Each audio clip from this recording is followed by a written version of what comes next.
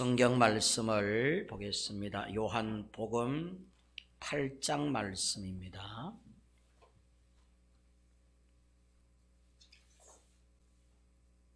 신약 성경 요한복음 8장 1절부터 11절까지 보겠습니다. 신약 157페이지에 있습니다.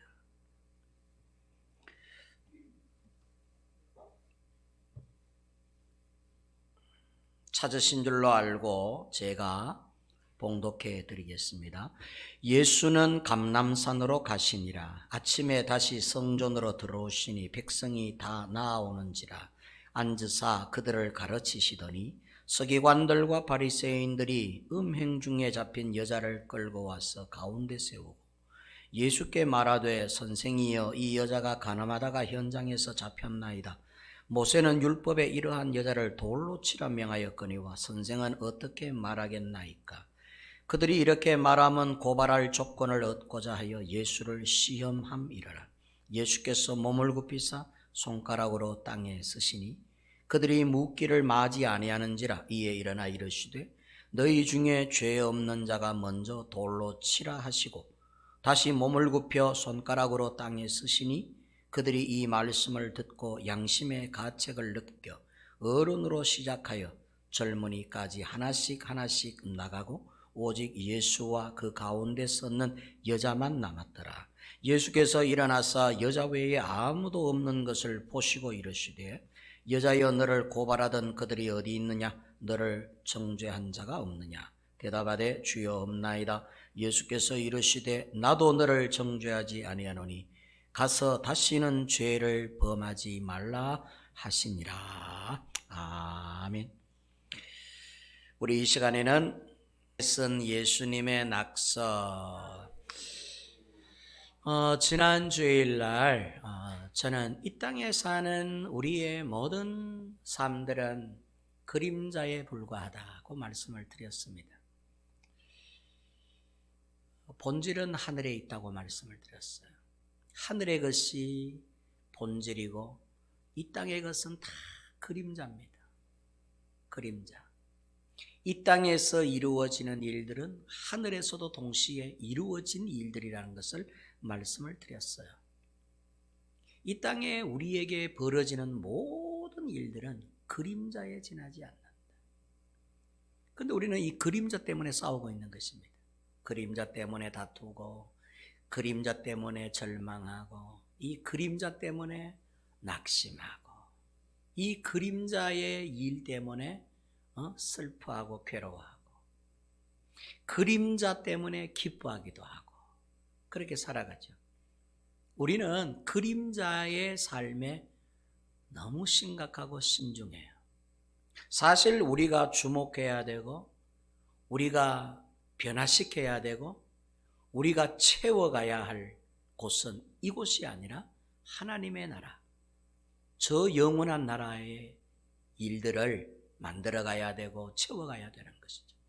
예수님도 너희의 보물을 땅에다가 쌓아두지 말아라, 하늘에다가 쌓아두라고 말씀을 하셨어요.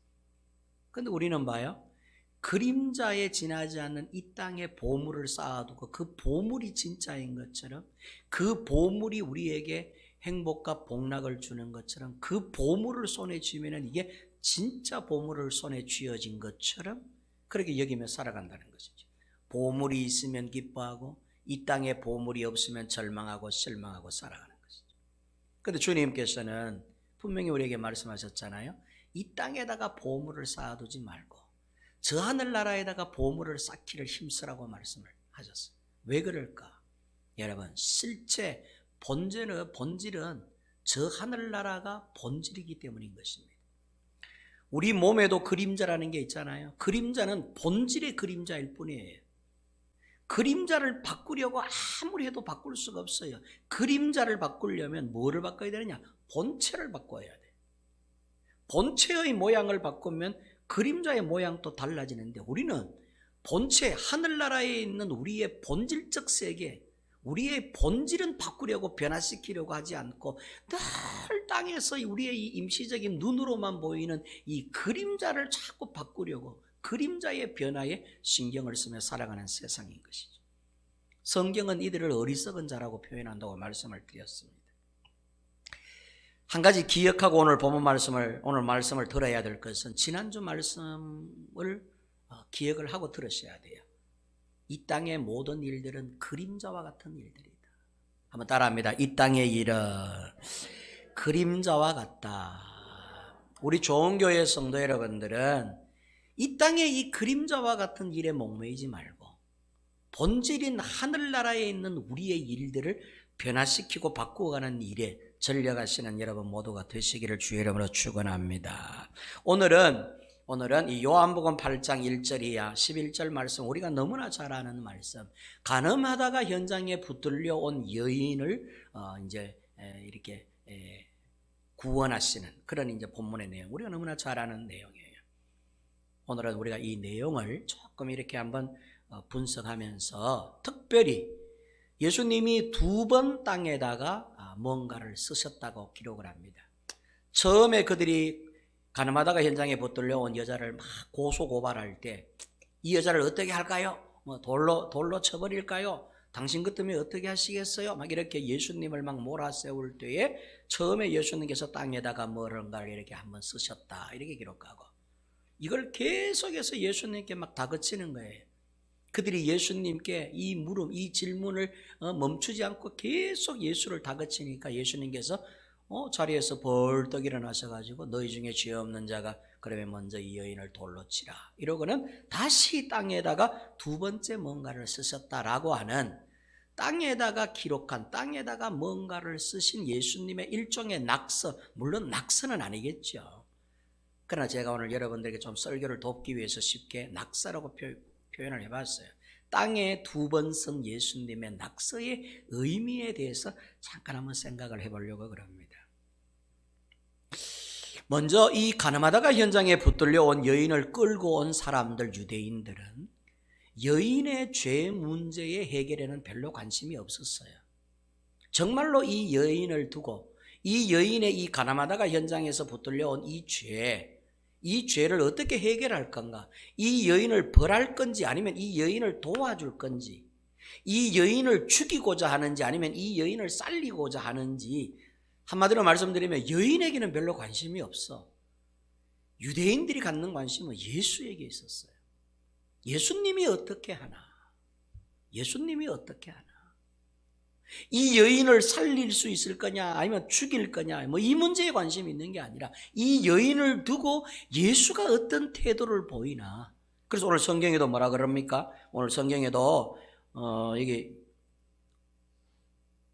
6절에 보니까 그들이 이렇게 말하면 고발할 조건을 얻고자 하여 예수를 시험함이러라 라고 기록을 해요. 예수님을 고발하기 위해서, 예수님에게 고발의 조건을 찾기 위해서, 예수님을 시험하기 위해서 여인을 데리고 온 것뿐이라는 이야기입니다. 사실은 여러분, 정말로 이 유대 남자들이 이 여인을 예수님께 끌고 왔으면 이 여인의 문제를 어떻게 하면 해결할 건가에 주목을 했었어야 될 거예요.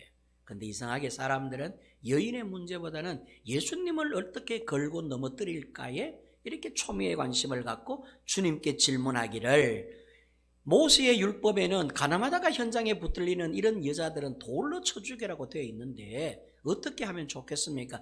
모세의 법대로 돌로 쳐버릴까요? 아니면은 당신 같으면은 어떻게 하면 좋겠습니까? 한번 대답해 보세요. 당신의 대답을 우리가 듣고 싶습니다 라고 이 사람들이 예수님께 질문을 던집니다. 만약에 예수님께서 질문하는 이들의 이제 그 질문에 대답하기를, 그래, 마땅히 모세의 법에 여인은 가늠하다가 잡힌 여인은 돌로 쳐라가 되어 있으니까 그러면 돌로 쳐버려라, 이렇게 만약에 예수님이 대답을 하셨다면 여러분, 이는 로마법을 어기게 되어 로마 정부에 대적하는 꼴이 돼요. 왜냐하면 유대인에게는 사형 집행의 권한을 로마가 준 적이 없어요.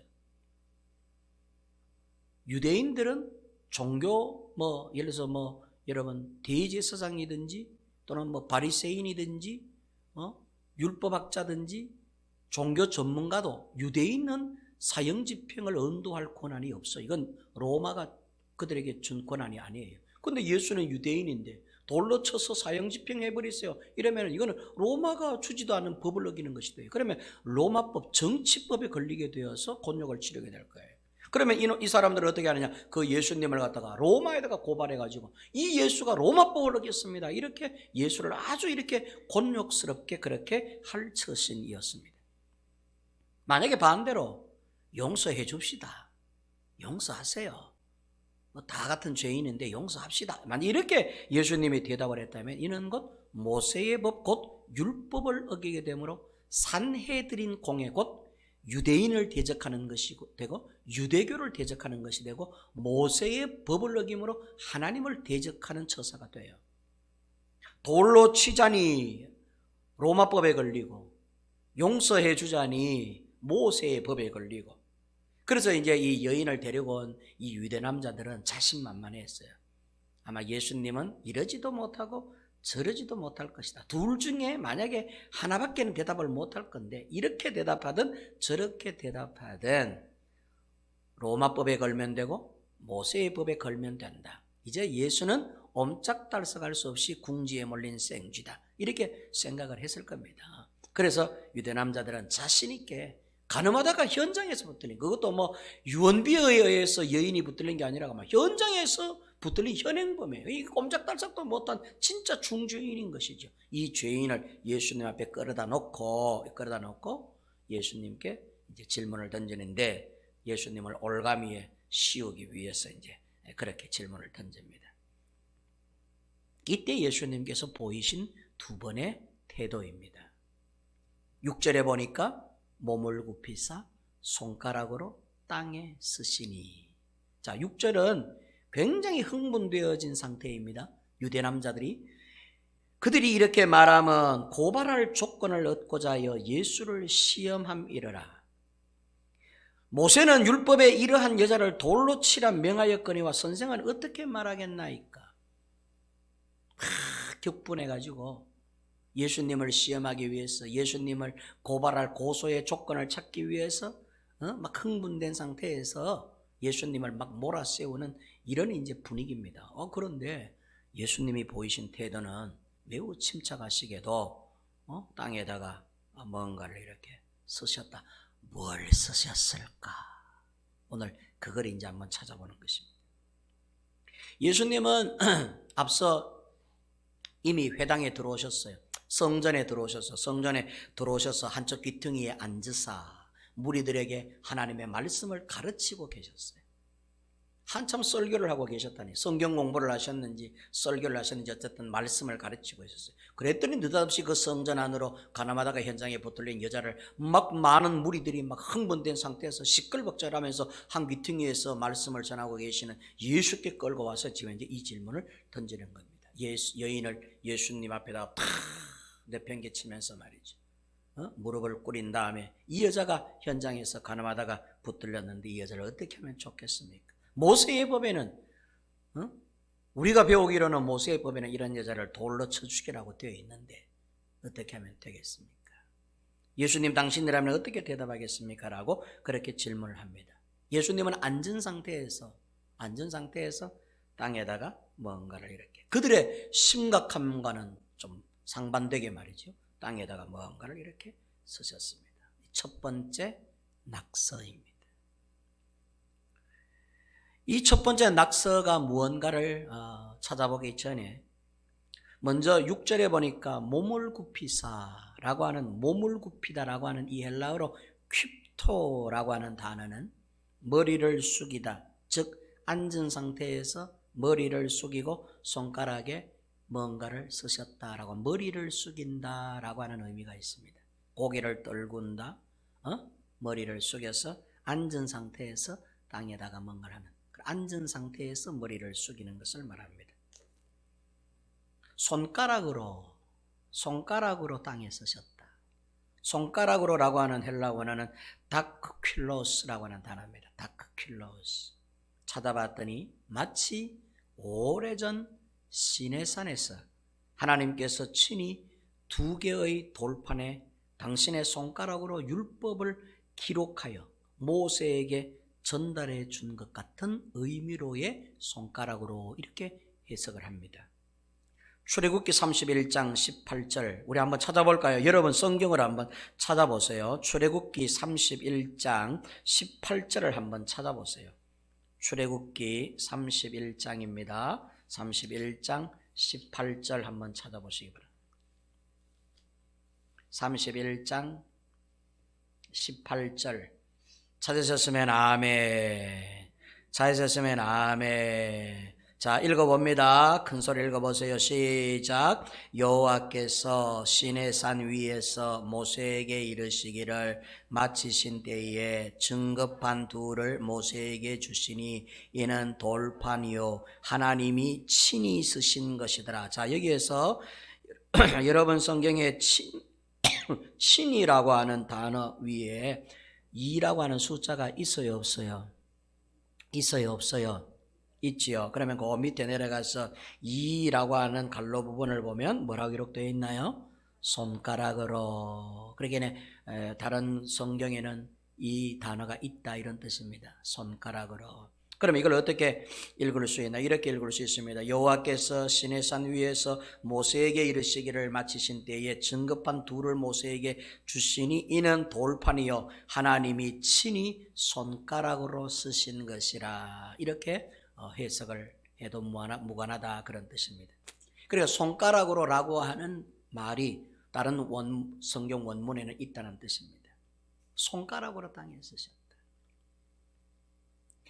하나님이 모세에게 시내산에서 손가락으로 땅에 쓰시듯이 예수라고 하는 몸을 입고 오신 하나님이 예수의 몸으로 오늘은 이 백성들에게 땅에다가 손가락으로 뭔가를 이렇게 쓰셨다라고 기록한 것입니다.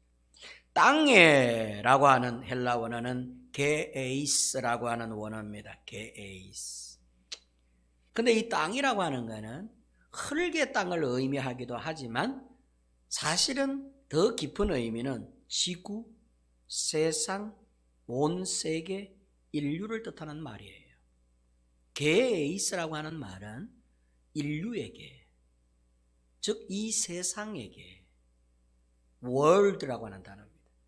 이 세계에게 단순히 예수님의 그 눈앞에 있는 예수님이 허리를 굽히시고 머리를 숙이서 땅에다가 손가락으로 멍하는가를 쓰시는 그 부분적 그 땅을 말하는 게 아니라 전 인류에게라고 하는 의미예요. 이게 게이스라고 하는 뜻이에요. 이해됐으면 아멘. 전 세계 모든 사람들에게 이런 뜻입니다. 확대해서 가면 그렇습니다. 쓰시다라고 하는 이 쓰신이라고 하는 헬라 원어는 카타그라포라고 하는 단어예요. 카타그라포. 의미는 향하여, 즉 땅을 향하여 세상을 향하여 기록했다라고 하는 뜻입니다. 따라합니다. 기록하다. 기록하다. 자, 요 기록하다라고 하는 거는 펜으로 예를 들자면 우리가 볼펜으로 메모지에다가 노트에다가 기록하듯이 연필로 혹 노트에다가 기록하듯이 혹 손가락으로 땅에다가 뭔가 이렇게 기록하듯이 썼다는 의미입니다. 따라합니다. 썼다, 쓰다 이렇게 쓰다는 의미입니다. 썼다는 의미예요. 여기 차이가 있으면 제가 왜 이걸 강조하는가 하면 나중에 두 번째 낙서에서 이 부분을 다루기 때문입니다. 첫 번째 낙서, 예수님이 제일 첫 번째 허리를 굽히사 손가락으로 땅에 쓰시니 라고 하는 말은 예수님께서 머리를 숙이시고 땅을 향하여 손가락으로 뭔가를 쓰셨다 그런 뜻이에요. 자, 그러면 이것을 이제 배경으로 깔고 그러면 예수님은 뭘 쓰셨을까?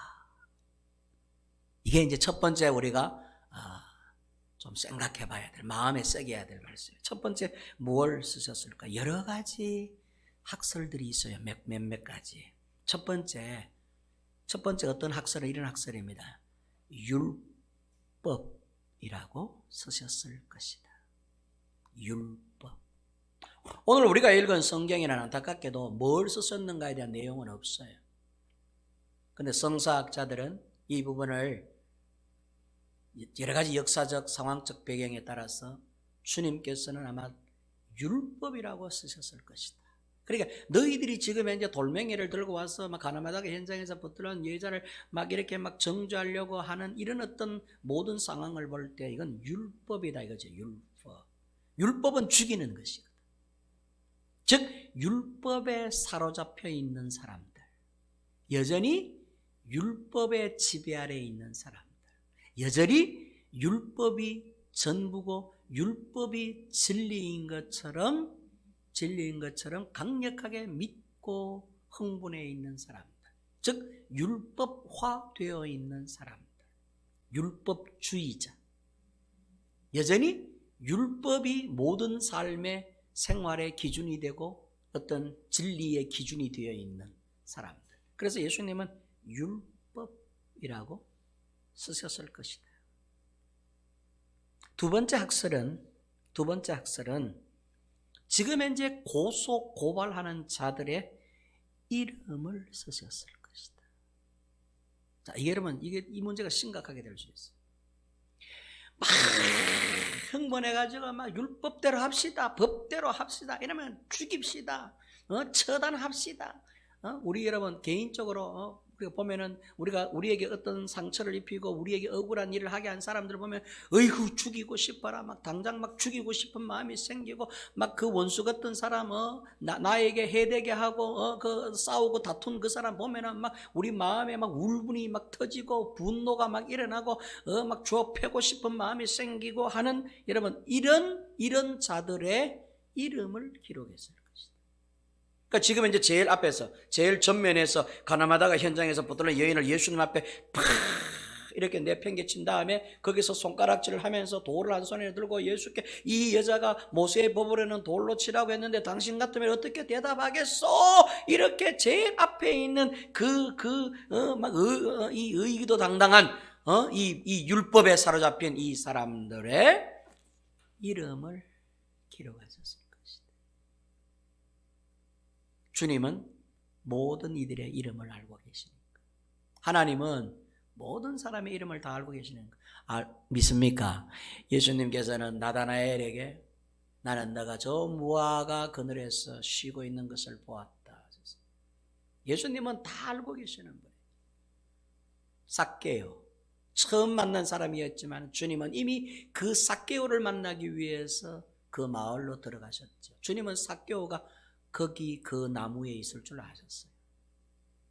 하나님은 저와 여러분들의 이름을 다 기억하고 계시는 줄 믿으시기 바랍니다. 성경은 그걸 말해요. 성경을 한번 보세요. 전부 이름 기록이에요.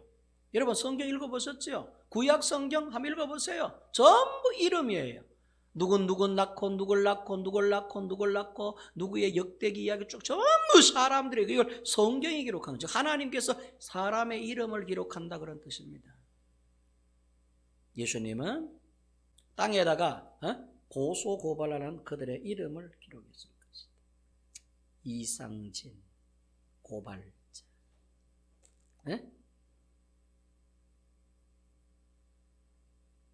이름을 기록했을 것이다.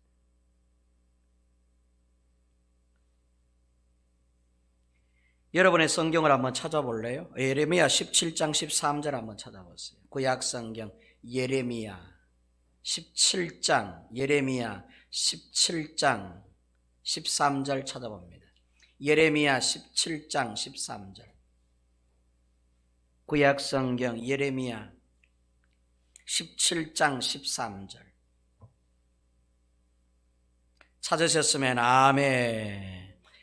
예레미야 17장 13절 말씀 우리 다 같이 한음성으로 읽어봅니다. 시작. 이스라엘의 소망이신 여호와여, 무릇 주를 버리는 자는 다 수치를 당할 것이라. 무릇 여호와를 떠나는 자는 흙에 기록이 되어오리니 이는 생수의 근원이신 여호와를 버림이니라. 여러분 보세요. 여호와를 버리는 자, 여호와의 뜻을 버리고 여호와의 마음을 버리고 여호와의 계획을 버리고 여호와의 뜻을 버리는 자, 여호와를 버리는 자들은 흙에다가 그 이름을 기록한다라고 기록을 합니다. 여호와를 떠나는 자는 흙에 기록이 되어리니. 예수님이 보실 때에 가나마다가 현장에 붙들려온 이 여인에게 매정하게 돌매질을 하려고 하는 하나님을 시험코자 끌고 와서 예수님께 이 질문을 던지고 있는 이 송사자들, 예수님이 보실 때 이들은 하나님의 사랑을 떠난 자들이었고 하나님의 마음을 떠난 자들이었으며 하나님의 인자하심을 떠난 자들이었고 하나님의 긍휼하심과 자비하심을 떠난 자들로 보였을 것입니다. 그래서 예레미야 17장에 기록된 말씀처럼 여호와를 이렇게 떠난 자는 흙에다가 그 이름을 기록하리니 해서 아마 예수님은 송사하는 자들의 이름을 흙에다가 기록을 했을 것이다. 즉 너희들의 이름은 여기에만 기록된다는 의미입니다. 하늘나라 하나님의 생명책 구원의 책에 우리 이름이 기록이 되어야 되는데, 아멘, 아멘. 저와 여러분들의 이름이 예수님의 심장, 예수님의 생명책, 하나님의 생명책에 기록이 안 되면 지옥 가는 거야. 하나님의 생명책의 이름이 하늘나라에 기록이 되어야 되는데 천국 백성이 안 되면 어떻게 되냐? 우리 이름이 땅에서만 알려지는 이름이 되는 거예요. 그걸 예수님께서는 땅에다가 쓰셨을 것이다. 너희들은 땅에서만 이름이 남는 자들이 될 것이다. 이렇게 매정해서는, 이렇게 못돼서는, 이렇게 악해서는, 이렇게 율법적으로만 살았서는, 이렇게 화만 내었서는, 늘 이렇게 분노하고 늘 뭔가 화에 치밀어져 있고 늘 이렇게 뭔가 꼬여 있으면 너희들의 이름은 땅에서만 기록이 될 것이다. 왜? 그런 모습들은 하나님의 마음이 아니거든. 그러니까 땅에다가 그 이름을 기록한 것이다. 세 번째 학설은 이렇게 고소 고발하는 자들의 죄목을 기록했을 것이다. 가나마다가 현장에 붙들려온 여인을 두고 당당하게도 돌을 들고 이 여자를 돌로 쳐버릴까요? 예수님 시키는 대로 하겠습니다. 당신의 답을 주세요 라고 보무도당당하게 이렇게 기세등등한 이들의 죄목을 기록했을 것이다. 예수님은 모든 사람의 죄를 알고 계시기 때문에 저와 여러분들의 죄 하나님이 모르시는 것 아닙니다. 하나님은 알고 계세요. 은밀한 중에 죄까지도 다 알고 계세요. 우리의 은밀한 곳에서 부르짖는 작은 신음도 기억하시는 분이 여러분 우리의 죄를 모르겠어요? 우리의 죄를 낱낱이 기록하고 알고 계시는 분이죠. 그래서 두렵습니다. 그래서 아마 예수의 몸을 입으신 하나님께서 그들의 죄를 기록했을 것이다. 첫 번째 이 앞에 있는 놈의 죄는 간음죄, 그리고 뒤에 있는 사람은 사기죄, 살인, 기록을 했었을 것이다. 네 번째는 정죄, 심판이라고 쓰셨을 것이다. 왜?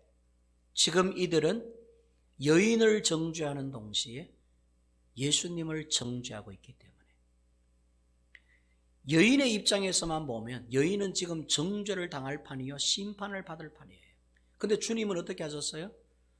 주님은 땅을 이렇게 다니시면서 사람들에게 가르치기를 자주 말씀하셨어요. 너희는 서로 정죄하지 말라. 너희는 서로 심판하지 말라. 누가 정죄하리요? 누가 심판하리요?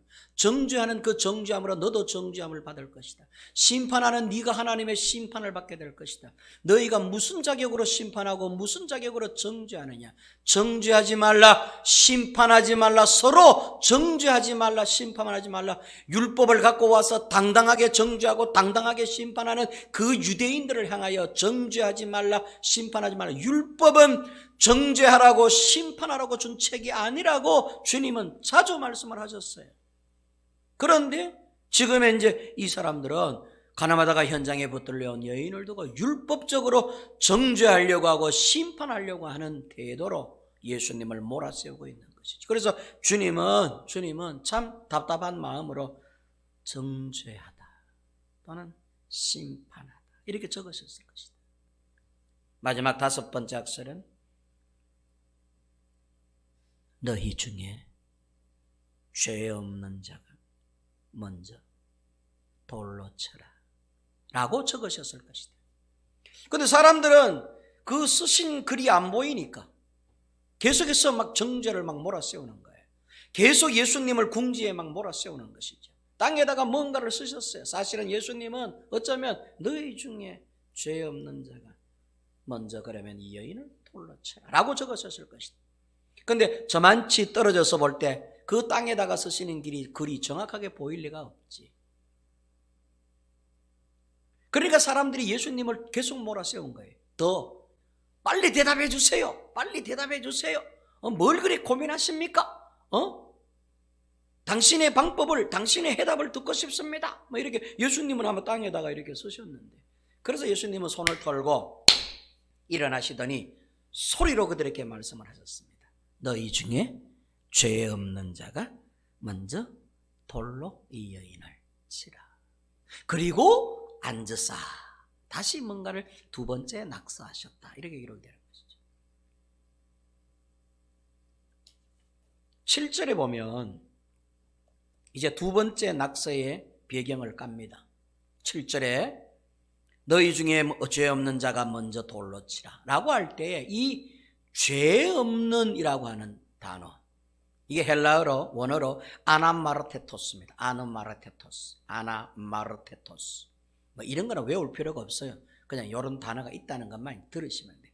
아나마르테토스라고 하는 죄 없는 라고 하는 단어를 찾아보면 그 의미는요, 흠이 전혀 없는, 결점이 하나도 없는 이라고 하는 뜻이에요. 자, 보세요. 저를 보세요. 예수님이 지금 이제 자리에서 일어나셔서 막 흥분되어진 그 유대 남자를 향하여 그럼 너희 중에 죄 없는 자가 먼저 돌로 쳐라 이랬을 때 이 죄 없는이라고 하는 이 단어는 하나님 앞에서 결점이 하나도 없는 자가 라고 하는 뜻이라는 것이죠. 그럼 좋다. 너희들이 다 하나님의 백성들인데 그럼 누구든지 자신 있는 사람 한번 나와봐라. 하나님 앞에서 결점이 눈곱만큼도 하나도 없는 사람이 있으면 나와서 먼저 돌을 들어서 이 여자를 돌로 쳐라 이렇게 말씀하셨어요. 그냥 뭐 예를 들어서 간음죄를 짓지 않은 자가 돌로 쳐라, 살인을 안 한 자가 돌로 쳐라, 도둑질을 한 번도 안 한 자가 있으면 돌로 쳐라, 그런 의미가 아니에요. 생각으로든 마음으로든 행동으로든 결점이란 건 여러분 이건 누구나가 다 있지 않습니까? 흠이라고 하는 것은 누구나가 다 있어요. 저도 있고 여러분들도 없다고 부정할 수 없어요. 흠 없는 사람이 어디 있고 결점이 하나도 없는 사람이 세상 천지에 어디에 있어? 살인 안 한 사람은 많아. 간음 안 하는 사람은 있어. 도둑질 안 하는 사람이 있어. 우리는 도둑질한 적이 없고 간음한 적이 없고 사람을 죽인 적이 없어요. 그러나 결점이 없는 자는 없어요. 하나님이 보실 때 말이지. 흠이 하나도 없는, 티끌이 하나도 없는 완벽하고 정결한 상태를 말하는 것이거든요. 그게 여러분 아나마르테토스예요. 예수님이 그냥 뭐 죄 없는 이렇게 말씀하신 게 아니라는 건 너희들 중에 그럼 좋다. 하나님 앞에서 흠이 티끌만큼도 없는 자, 그렇게 자신만만한 자가 있으면 이 여자를 돌로 치라는 말이에요. 그랬더니 우리는 결과를 잘 알고 있지 않습니까? 아무도 돌을 칠 수가 없었어요. 그 말씀 앞에. 만약에 예수님이 이 죄 없는 자가 라고 말할 때 이 단어를 이렇게 사용하지 않고 만약에 그러면 너희들 중에 간음을 한 번도 안 한 자가 있다면 돌로 쳐라 있었으면 아마 여인은 돌에 맞았을 거예요. 사람들은 돌들을 쳤을 거예요. 너희 중에 사람을 죽이지 않는 자, 살인한 적이 한 번도 없는 자가 있다면 이 여자를 돌로 쳐라 이랬으면 아마 그 중에는 사람들이 와서 돌로 쳤을 거예요. 왜? 사람 죽인 적이 없는 사람들이 있기 때문에. 근데 예수님은 그걸 아셔서 그런 죄를 말하는, 도덕, 윤리적 그런 죄를 말하는 게 아니라 양심의 죄, 생각의 죄, 영혼의 죄, 흠이 눈곱만큼도 결점이 하나도 없다고 자신한다면 하나님 앞에서 그런 사람이 있으면 돌로 치라고 말씀하셨던 것이죠. 아니나 다를까 그 다음 구절 읽어보면 사람들이 나이 드신 분들로부터 돌을 다 땅에 버리고 젊은 사람들까지 하나도 남김없이 다 떠났다라고 기록을 합니다. 왜? 자신들은 하나님 앞에 결점이 있다는 걸 다 아는 자들이었다는 것입니다. 결점이 없는 자는 한 사람도 없다는 것을 증거해 주는 모습들입니다. 8절에 보면 예수님이 너희 중에 죄 없는 자가 먼저 돌로 치라 하시고 다시 몸을 굽혀 손가락으로 땅에 쓰시니 이렇게 기록되어 있습니다. 오늘은 우리가 조금 주목해야 될 부분이 바로 이 부분이에요. 8절 부분이에요. 다시라고 하는 단어, 헬라어 파린이라고 하는 단어는 새로이 쓰셨다라는 뜻입니다. 새롭게. 다시라는 의미입니다. 새로운이라는 단어예요. 새로운. 조금 전에 쓴 것은 지나간. 조금 전에 쓴 것은 어떤 의미로 보면 옛 율법. 예전에 쓴 것이라고 이해를 합니다. 지금은 다시라고 하는 것은 새로운이라고 하는 의미예요. 요한복음 13장 34절에 예수님이 이렇게 말씀하셨어요. 새 계명을 너희에게 주노니 서로 사랑하라. 내가 너희를 사랑한 것 같이 너희도 서로 사랑하라. 요한복음 15장 12절에 보면 내 계명은 곧 내가 너희를 사랑한 것 같이 너희도 서로 사랑하라 하는 이것이니라고 말씀하셨어요.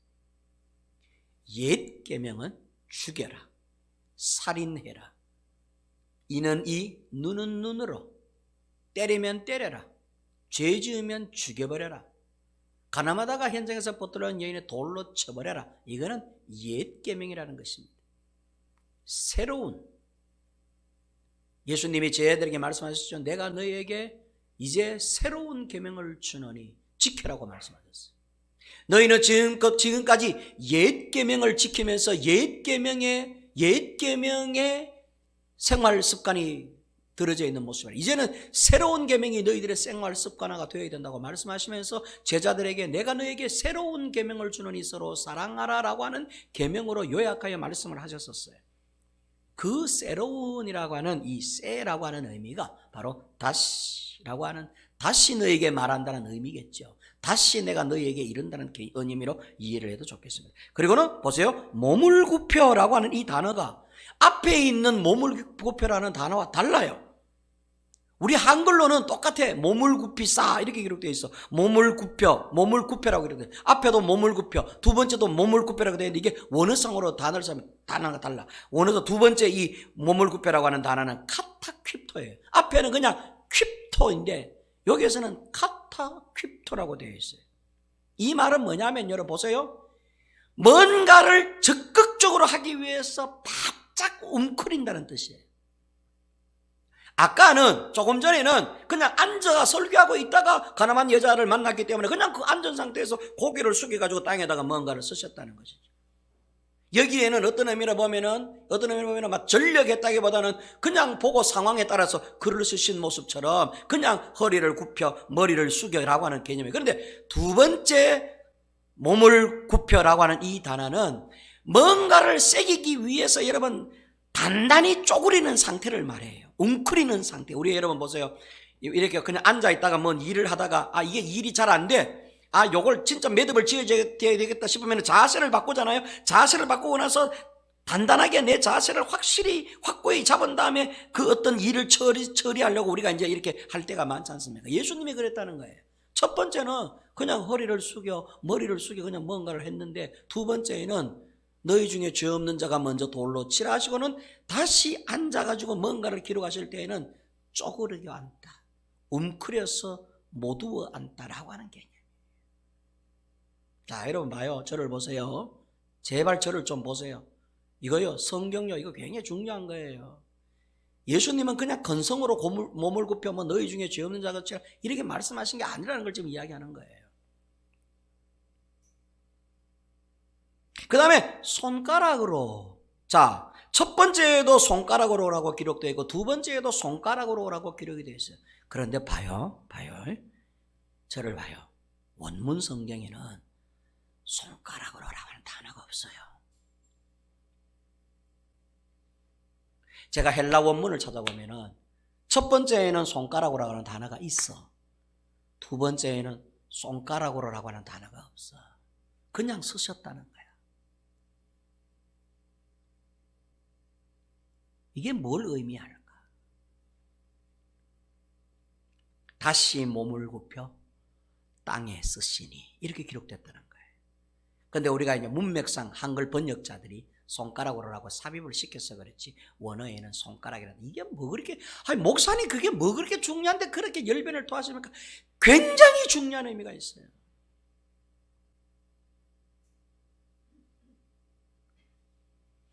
예수님이 의도하는 것은 너희 중에 죄 없는 자가 먼저 돌로 치라라고 하는 정죄의 심판의 길들에 있는 우리를 향하여 우리의 그 영혼에다가 우리의 그 마음에다가 글을 새기고 있는 것입니다. 단순히 땅에다가 글을 새기는 게 아니라 네 마음 속에, 네 양심 속에, 네 영혼 속에 예수님께서 글을 새기는 것입니다. 그런데 우리는 보세요. 책에 들려진 율법책 이것만 들고 하나님의 진리라고 말하지 내 양심이 말하는 것, 내 마음이 말하는 것, 내 영혼에서 내 양심이 내게 두드리는 이 소리에 대해서는 귀를 닫고 살아가니 예수님께서 거기다가 글을 새기고 있는 것입니다. 눈에 보이는 손가락이 아닌 하나님의 영의 손가락으로 하나님의 영의 지팡이로 영의 막대기로 우리 심령에다가 우리의 영혼에다가 글을 새긴다는 뜻입니다. 그래서 원문 성경에는 손가락으로 땅에다가 쓰는 손가락이 없다 그런 뜻입니다. 그 다음에 땅에라고 하는 이 게에이스는 아까도 말씀드린 것처럼 지구, 온 세상, 인류 전체를 말한다고 말씀을 드렸어요. 예수님이 지금 이제 쪼그리고 앉아있는 요 땅 부분, 예수님의 눈앞에 있는 요 부분을 말하는 게 아니라 전체 인류, 전 세계, 이 전체 땅에게 말하는, 이 전 세상에 말하는 의미라고 말씀을 드렸습니다. 그런데 우리는 보세요. 요 사건에 있는 사람들에게만 한 말씀인 줄로 알고 있는 거예요. 아니에요. 예수님이 이렇게 기록한 것은 우리 모두에게, 전 인류에게 말씀하시는, 이해됐으면 아멘. 이해됐으면 아멘. 그 다음에 쓰시니라고 하는 이 단어는 앞에 있는 쓰시니라고 하는 단어와 달라요. 두 번째 허리를 굽혀서 땅에 섰다라고 하는 이 헬라는 그냥 그라포예요. 그냥 그라포. 아까는 카타그라포였잖아요. 지금은 그냥 카타가 없이 그냥 그라포예요. 그라포. 그라포라고 하는 의미는 쓴다는 의미가 아닙니다. 새겨, 파서, 조각한다는 의미. 자, 봐요. 이제 결론을 내릴게요. 예수님은 자, 두 번째 행동에 우리가 주목할 필요가 있어요. 첫 번째 허리를 굽혀서 땅에 서신 것은 율법적 행동이었어요. 두 번째, 너희 중에 죄 없는 자가 먼저 그러면 돌로 쳐라. 여러분, 이 단어에 우리 자신할 수 있습니까? 그런데 우리는 왜 정죄할까요? 우리는 왜 심판하고, 우리는 왜 용서하지 못하고, 우리는 왜 여전히 분노에 차 있을까요? 우리는 왜 아직까지도 화해하지 못하고 저 사람만 보면 성질내고 열받아 있을까요? 그런 우리들에게 주님은 다시 몸을 굽히사 이런 우리의 모습들에게 말씀하고 계세요. 손가락으로가 아닌 성령의 음성으로 우리에게 뭐를 우리의 마음의 양심에다가 쓰는 게 아니라 새겨 파서 조각하라고 말씀하시느냐. 쓰는 것은 지울 수 있습니다. 앞에 예수님께서 허리를 굽혀 땅에다가 쓰시니라고 할 때 이 카타그라포라고 하는 단어는 손으로 쓱 문대면 지울 수 있어요. 왜 예수님께서 두 번째에는 허리를 쪼그리고 뭔가를 만들어내기 위해서 웅크린 자세에서 자세를 단단히 하고 뭔가를 쓰셨느냐 하니까 여러분 그 땅에다가 새겨 팠다는 이야기입니다. 우리 양심에다가 우리 마음에다가 이걸 새겨서 조각하라. 그래서 여러분 봐요. 두 번째 그러면 뭘 낙사하셨을까? 무엇을 우리에게 새겨서 조각하라고 어떤 말씀을 하셨을까? 첫째는 문맥상 볼 때 뭘 세게 파셨느냐 하면 다시 손가락에 힘을 딱 주시고 세게 파는데 말이지요. 저 멀리서도 보일 수 있을 만큼 팠다는 이야기예요. 너희 중에 죄 없는 놈이 자신 그렇게 있으면 정죄하고 심판하고 판단하고 원수 맺으며 살아라. 너희 중에 죄 없는 자가 먼저 돌로 쳐라라고 새겨서 파서 조각하셨을 것이다. 지울 수 없도록. 두 번째, 그게 아니라면 복음이라고 쓰셨을 것이다. 율법은, 앞에 쓴 율법은 지울 수 있는 건데 복음, 이것은 새겨서 파서, 마치 여러분 돌에다가 정으로 글을 새겨가지고 손으로 아무리 문대도 지울 수 없을 정도로 우리가 돌에다가 새겨서 조각하는 것처럼 예수님께서 그 조각하다는 의미가 여러분 그라프라고 하는 의미라는 거예요. 복음이라고. 마지막으로 세 번째는 여러분들이 예상한 대로 용서하라. 또는 제가 믿기로는 아마 이렇게 쓰였을 것입니다. 서로 사랑하라. 내가 너희에게 이르노니 새 계명, 내가 갖고 있는 새로운 율법을 너희에게 준다. 서로 사랑하라. 내가 너희를 사랑한 것 같이 너희도 서로 사랑하라. 이 사랑하라라고 하는 말씀 안에는 용서하라, 이해하라, 긍휼히 여겨라, 불쌍히 여겨라 라고 하는 의미를 다 담고 있는 말씀, 그걸 쓰셨을 것이다. 그래서 예수님은 우리의 마음판에, 여러분의 신앙이라고 하는 그 마음판에 새겨 조각하기를 원하는 단어가 있는 것입니다. 너희 중에 그렇게 죄에 대해서 자신만만하면, 죄 없다고 자신만만하면 정죄해라, 심판해라. 그러나 하나님 앞에서 눈꼽만큼 또 죄 없다는 것을 인정하지 못하겠거든. 너희가 눈꼽만큼의 죄도 인정하는 자들이라면 정죄하지 마라, 심판하지 마라. 오히려 서로 용서하고 사랑하라. 그리고는 예수님께서 고개를 탁 들어봤더니 정죄한 자가 아무도 없었어. 심판하러 왔던 자들이 다 심판 안 하고 돌아갔어. 정죄하러 왔던 자들이 정죄 안 하고 다 돌아갔어. 여인에게 물어봤어. 여인아, 너를 정죄한 자, 너를 심판한 자가 없었느냐? 없었나이다. 그리고는 예수님께서 마무리를 이렇게 하셨어요. 나도 너를 정죄하지 아니하노라. 나도 너를 심판하지 아니하노라. 가서 다시는 죄를 범하지 말아라 하시고는 그 여인을 용서하고 사랑해 주셨다는 것이죠. 올해 2021년도 한 해는 어떻게 사실래요? 이제 연초 시작한 지 2주 됐는데 아직 여러분 50주가 남았습니다. 360여일이 남았습니다. 여전히 한을 품고 사실래요? 분노를 품고 사실래요? 그렇게 사실랍니까? 그렇게 사십시오. 그러나 오늘 이 본문 말씀을 들은 자들, 예수님의 이 의도, 두 번째 땅에 굽히사 똑같은 모습으로 쓰신 것 같지만 전혀 그것이 아닌, 전혀 다른 모습으로 글을 새겨주신, 두 번째 몸을 굽혀서 땅에다가 쓰신 이 낙서를 우리가 기억해야 된다는 이야기입니다. 그걸 사람들에게 반드시 이 말씀을 기억하라.